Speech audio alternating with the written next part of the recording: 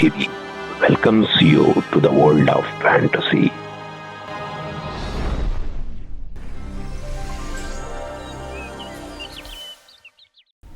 ఇది నల్లమల్ల అటవీ సరిహద్దులోని ఒక చిన్న పల్లెటూరు. గోపి వయస్సు 8 ఏళ్లు. స్కూల్ నుంచి ఇంటికి వస్తూ దారి మధ్యలో దొరికిన పక్షీకలతో ఆడుకుంటూ దారి తప్పి అడవిలో బాగా లోపలికి వెళ్లిపోసాగాడు. సూర్యుడు అస్తమించే సమయం అవుతుంది.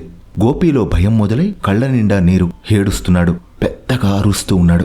ఈ అడవిలో వినేవారు ఎవ్వరూ లేకపోవడంతో ఏడ్చి అలసిపోయి ఒక చెట్టు కింద కూర్చోగానే తన 2 కళ్ళు మూతలు పడ్డాయి. గోపి నెమ్మదిగా మంచి నిద్రలోకి జారుకున్నాడు. గోపి కలలో ఒక అందమైన దృశ్యం. పచ్చిక మైదానం, వెన్నెల వెలుగు, మధురమైన వేణువు నాదం. ఈ స్వరంతో పాటు చిట్టి చిలకలు ఎగురుతూ ఉన్నాయి. ఈ పొలంలో ఒక చిన్నవాడు నీలివర్ణంతో వెండి మధుస్మితంతో చేతిలో చిన్న బాసూరితో మన గోపికు దగ్గరగా వచ్చాడు. గోపి భయపడుతుంటే, ఎందుకు అమ్మాయిలా అంత భయపడుతున్నావు అంటూ చక్కని చిరునవ్వుతో అడుగుతున్నాడు కృష్ణుడు. మీరు ఎవరయ్యా? బాసూరి ఇంత చక్కగా వాయిస్తున్నారు, ఎంత మధురంగా ఉంది అంటూనే, నేను దారి తప్పి వచ్చానిటు, నాకు తోడుగా ఎవ్వరూ లేరు, ఇప్పుడు నేనేం చెయ్యాలి అంటూ ఎంతో దిగులుగా అడిగాడు గోపి. అప్పుడు కృష్ణుడు, గోపి, నువ్వు ఒంటరిగా లేవు. నిజమైన ధైర్యమంతా నీ గుండెలోనే ఉంది. భయం అనేది మనల్ని బలహీనంగా తయారు చేస్తుంది.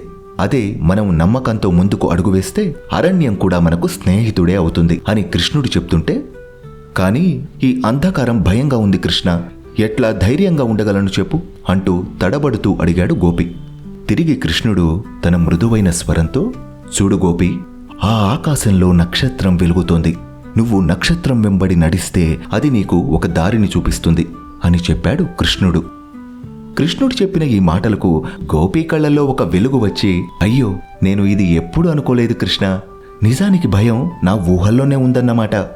కృష్ణుడు చిరునవ్వు నవ్వి, అదే సత్యం గోపి, నువ్వు ధైర్యంగా ఉంటే ఈ అడవినే కాదు, ఏ కష్టం వచ్చినా గెలిచి తీరుతావు. గోపి ఒక్కమారుగా మెలకువ తెచ్చుకొని కృష్ణుని మాటలు నెమరు వేసుకుంటూ ఆకాశాన్ని చూశాడు. నిజంగానే ప్రకాశవంతమైన నక్షత్రం ఒకటి కనిపించింది. కృష్ణుడు చెప్పినట్టు గోపి దాన్ని చూస్తూ అడుగులు వేశాడు. కొన్ని గంటల్లోనే దట్టమైన అరణ్యాన్ని అంతా దాటి గ్రామంలో అడుగుపెట్టాడు. గోపి కోసమే కళ్ళు కాయలు కాచేలా ఎదురు చూస్తున్న గోపి అమ్మా నాన్నలు గట్టిగా కౌగిలించుకున్నారు గోపిని.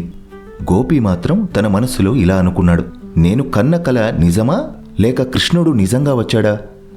కాని కృష్ణుడు చెప్పిన మాటలు నాకు చాలా బలంగా మారాయి అనుకున్నాడు. పిల్లలు, కథ అంతా విన్నారు కదా.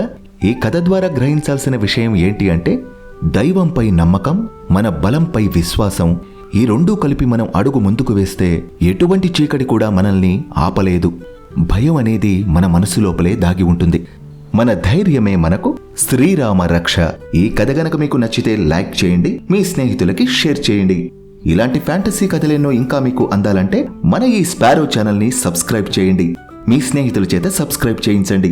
మరొక అద్భుతమైన ఫ్యాంటసీ స్టోరీతో తిరిగి మిమ్మల్ని కలుసుకుంటాను. అంతవరకు టాటా.